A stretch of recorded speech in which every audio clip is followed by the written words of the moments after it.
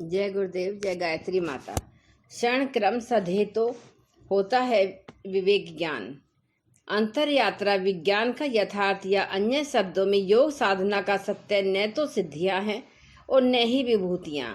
इनका वास्तविक परिणाम जीवन बोध है, जो बस विवेक ज्ञान के प्रकट होने से ही होता है। सम्यक ज्ञान या विवेक का प्रकाश ही संपूर्ण योग साधना की वास्तविक विभूति है। यही सही अर्थों में साधना से प्राप्त होने वाली संपदा है। विवेक ज्ञान के होने पर जीवन की दिशा और दशा अपने आप ही सुधर जाती है, संवर जाती है। जब योग साधक अपनी साधना में आगे बढ़ता है तो उसे कई विघ्नों का सामना करना पड़ता है। इन विघ्नों में से महत्वपूर्ण विघ्न है कि उसे लोकपाल देवता बुलाते हैं।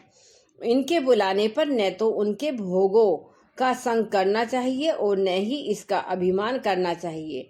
भोगों की आसक्ति और इनके त्यागने का अहंकार दोनों ही अनिष्टकारी हैं, अनर्थकारी हैं। आसक्ति हो अथवा अहंकार दोनों ही साधना का नाश करते हैं।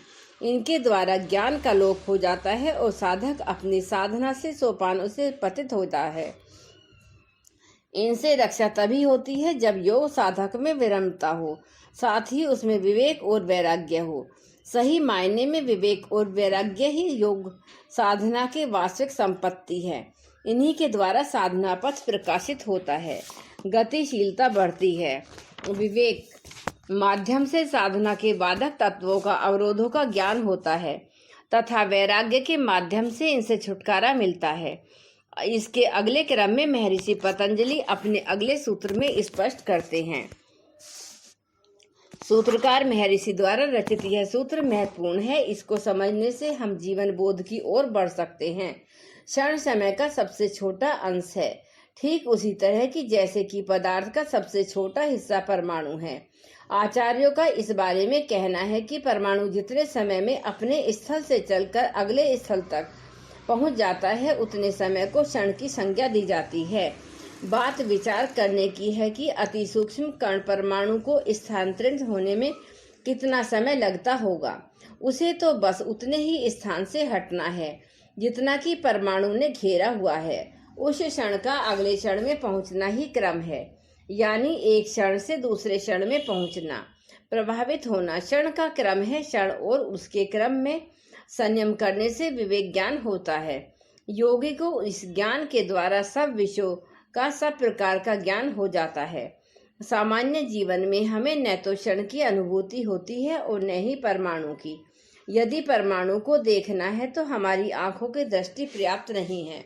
इसके लिए इलेक्ट्रॉन माइक्रोस्कोप चाहिए, तभी हम पदार्थ की सूक्ष्मता को देख सकते हैं। हमारी आंखें जिस जल को पूर्णतः स्वच्छ देखती हैं, उसी को यदि सूक्ष्मदर्शी से देखा जाए तो जीवाणुओं की एक भरी पूरी दुनिया दिखाई देने की संभावना है।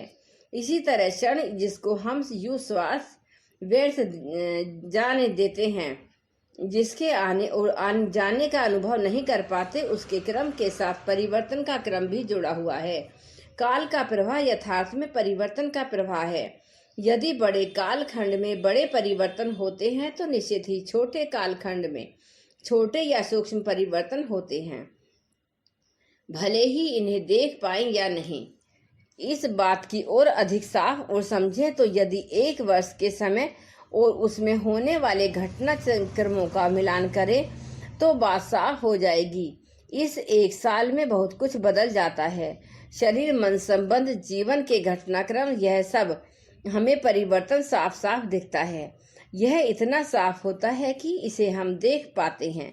लेकिन यदि हम समय की सीमा को घटाते चले जाएं तो उसमें होने वाले परिवर्तन की अनुभूति नहीं कर पाते।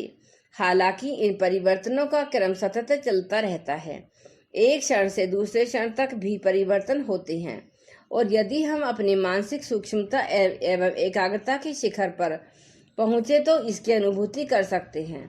भगवान बुद्ध ने अपनी साधना में, अपनी समाधि में क्षण क्षण के साथ होने वाले परिवर्तन क्रम को स्पष्ट अनुभव किया है। अपनी समाधि के इस निष्कर्ष को उन्होंने नाम दिया है क्षणिकवाद। क्षणिकवाद दरअसल क्षण के क्रम में होने वाले परिवर्तन का नाम ही है। यह परिवर्तन कभी रुकता नहीं है, कभी थमता नहीं है। जिस क्षण जिस प्रभावान है, ठीक उसी तरह उस प्रभा के साथ परिवर्तन भी प्रभावान है। सब कुछ निरंतर बदल रहा है। जो एक क्षण में है, ठीक वैसा दूसरे क्षण में नहीं रहता। हम जिसे पकड़ने का भ्रम पाले हैं, वह हर क्षण हमसे छूट रहा है। हर क्षण मृत्यु हो रही है, हर क्षण वह टूट रहा है। तभी तो उन्होंने कहा, यह संसार अनित्य है, हर क्षण के साथ यह नष्ट हो रहा है। संयुक्त निकाय में भगवान ने कहा है कि महाभूतों की यह एक काया 1, 3, 4, 5 या 6 वर्षों तक मौजूद देखी जाती है, किंतु जिसे चित्त या मन या विज्ञान कहते हैं, वह अहर्निश उत्पन्न होता है और नष्ट होता रहता है। इस तरह एक का विनाश या दूसरे का उत्पादन लगातार चलता रहता है। यही तो क्षणिकवाद है। इसकी अनुभूति यदि हो जाए तो जीवन के प्रति दृष्टि बदल जाती है। तब न आसक्ति बची रह जाती है और न ही अहंकार। हर क्षण विवेक बना रहता है। विवेक जनित ज्ञान हर क्षण सृष्टि के जीवन के सत्य की अनुभूति करता रहता है।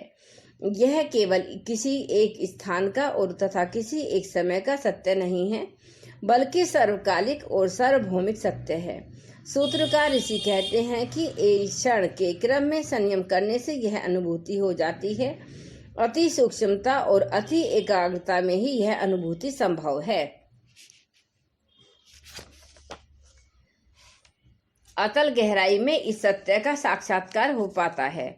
दृष्टा भाव में, साक्षी भाव में संभव होता है यह ज्ञान। ठीक उसी प्रकार जब हम नदी के तट पर बैठकर जल के प्रवाह को देखते हैं तो आसानी से यह समझ पाते हैं कि हर क्षण के साथ जल परिवर्तित हो रहा है। जल का प्रवाह भले ही यथावत है, लेकिन उसमें प्रभावित होने वाले सभी जल कण क्षण के क्रम के साथ बदल रहे हैं। बस ठीक उसी तरह जब हम मन के साक्षी होते हैं, मन के तट पर बैठकर मन में के प्रवाह की अनुभूति करते हैं, तो कुछ ऐसा ही अनुभव होता है। साधना के शिखर पर एक क्षण वह भी होता है जब हम नदी के प्रवाह की भांति संपूर्ण प्रकृति के प्रवाह के साक्षी बनते हैं। क्षण के क्रम में संयम हमें ऐसे विवेक जनित ज्ञान की विभूति प्रदान करता है। इसके द्वारा हम जीवन को, सृष्टि को, प्रकृति को संपूर्ण रूप से समग्रता में जान सकते हैं, अनुभव करते हैं, ज्ञान करने योग्य होते हैं। क्षण के क्रम में संयम हमें भी भगवान बुद्ध की तरह जीवन का बोध देता है। फिर हमारे लिए कुछ न कुछ अनदेखा रहता है और न अनजाना रह जाता है। विवेक जनित ज्ञान से यह सब कुछ जान लिया जाता है। जय गुरुदेव, जय गायत्री माता।